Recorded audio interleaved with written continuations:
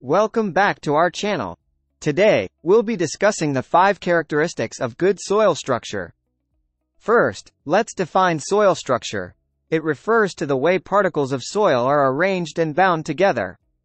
The first characteristic of good soil structure is stability, meaning the soil holds its shape and stays intact.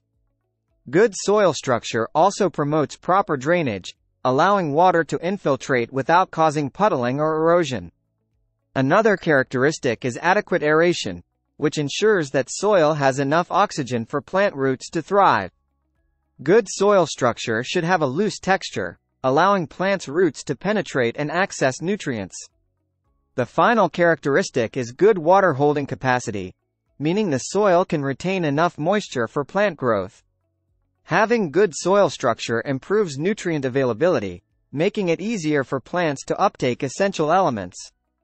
Soil structure also affects the soil's ability to break down organic matter, facilitating nutrient cycling and improving fertility. Adequate soil structure reduces compaction, preventing the soil from becoming too dense for root growth. Additionally, good soil structure enhances microbial activity, promoting a healthy ecosystem below ground. By improving soil structure, farmers and gardeners can increase crop yields and improve overall soil health.